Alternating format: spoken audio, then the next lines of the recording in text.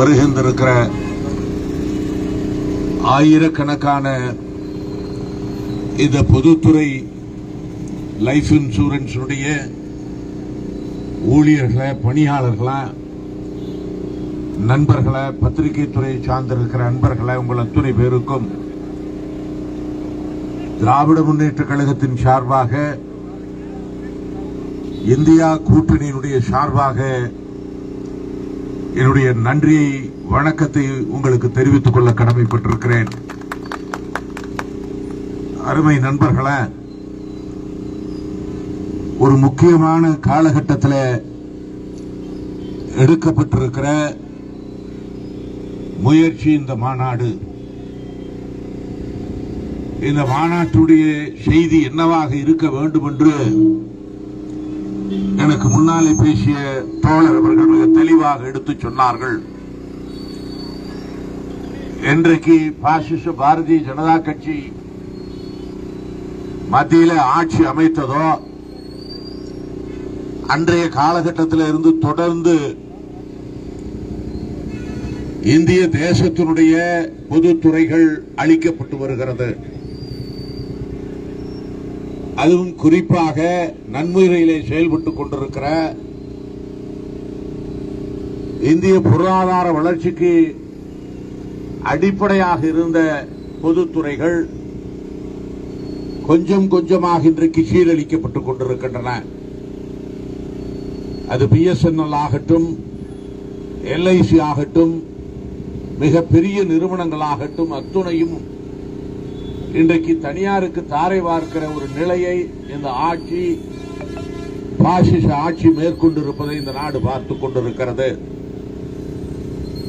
நண்பர்களே, இன்றைக்கு நேற்று அல்ல, அவர்களுடைய சித்தாந்தமே முதலாளிகளை வளர்ப்பது மட்டும்தான். ஊழியர்களுடைய, தொழிலாளர்களுடைய ரத்தத்தை உறிஞ்சி முதலாளிகளுக்கு எந்த விதத்திலெல்லாம் சட்ட பாதுகாப்பும் நிர்வாக பாதுகாப்பும் வழங்க வேண்டுமோ அத்தனையும் வழங்கி நாக்பூரின் நாசக்கார சித்தாந்தம் தான் அவர்களுடைய சித்தாந்தம். அதனுடைய வெளிப்பாடுதான் 1999 1999 when Vajpayee was the Prime Minister of this country. இந்தியாவுடைய பிரதமராக வாஜ்பாய் அவர்கள் பொறுப்பேற்ற பொழுது மிக வேடிக்கையான ஒரு துறையை, இந்தியாவுடைய சுதந்திரத்துக்கு பின்னால் இருந்த ஆட்சியில எந்த ஆட்சியிலும் துணியாக ஒரு நடவடிக்கையை மேற்கொண்டார்கள். அதுதான் மினிஸ்ட்ரி ஆஃப் டிஸ்இன்வெஸ்ட்மெண்ட். அரசாங்கங்கள், மக்களுக்கு, நாட்டிற்கு சேவை செய்கிற அரசாங்கங்கள் நாட்டினுடைய வளர்ச்சிக்கு முதலீடு செய்வதற்கு துறையை உருவாக்குமே ஒழிய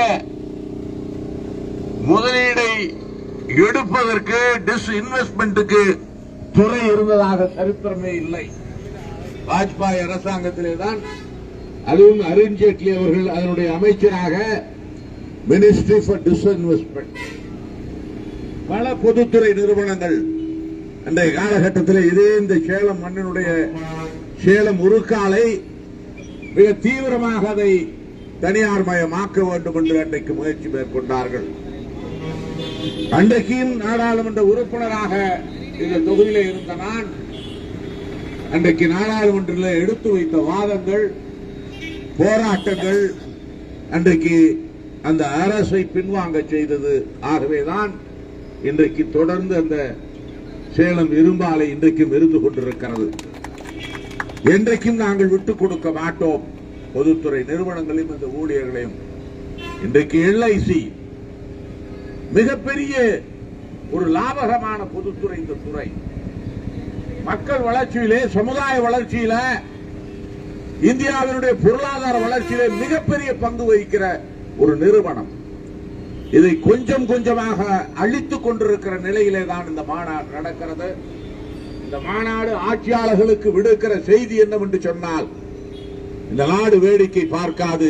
உங்களுடைய சர்வாதிகாரத்திற்கும் பாசிசத்திற்கும் அதற்கு எடுத்துக்காட்டுதான் ஆயிரக்கணக்கான ஊழியர்கள் உங்களுக்கு எதிராக கொடுக்கிற குரல் இன்றைக்கு சேலத்திலே ஓங்கி ஒழிக்கும். இங்கே உருவாக்கப்படுகிற அந்த தீர்மானங்கள் இந்த ஆட்சியாளர்களுக்கு பாடமாகும்.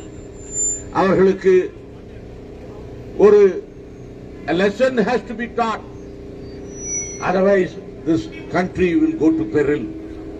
அதற்கு முழு மூச்சாக நாம் ஒன்றுபட்டு போராட வேண்டும், வெற்றியடைய வேண்டும். அந்த அடிப்படையில் இந்த மாநாடு வெற்றி பெற வேண்டும் என்று சொல்லி இந்த பேரணியை துவக்கி வைப்பதிலே நான் பெருமைப்படுகிறேன், துவக்கி வைக்கிறேன். நன்றி, வணக்கம்.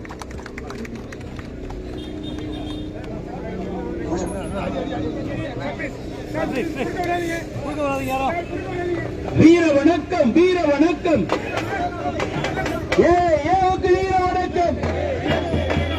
வாழியவே, வாழியவே, ஐயா வாழியவே. வெல்லட்டும், வெல்லட்டும்.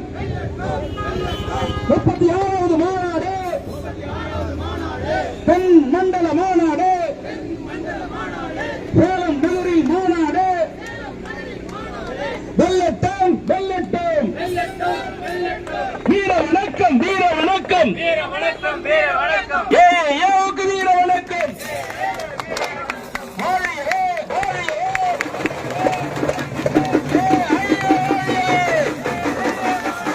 வெல்லட்டும், வெல்லட்டும். 36வது மாநாடு,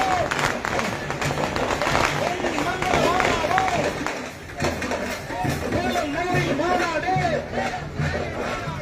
வெல்லட்டும், வெல்லட்டும்.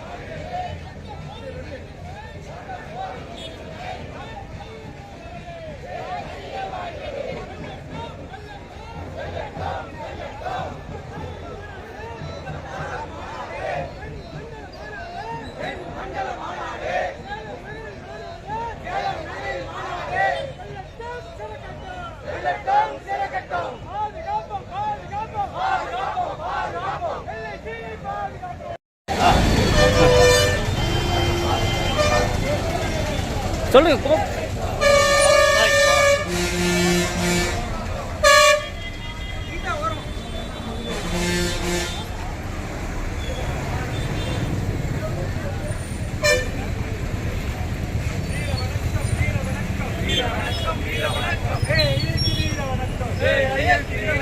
வாழிய, வாழிய, வாழியவே, வாழிய, வாழிய, வாழியவே.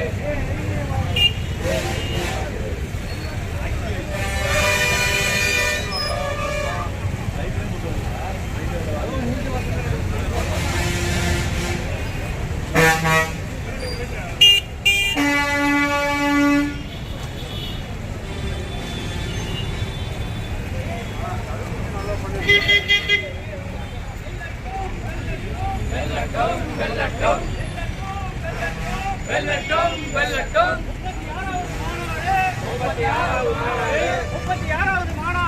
36வது மாநாடு தென் மண்டல மாநாடு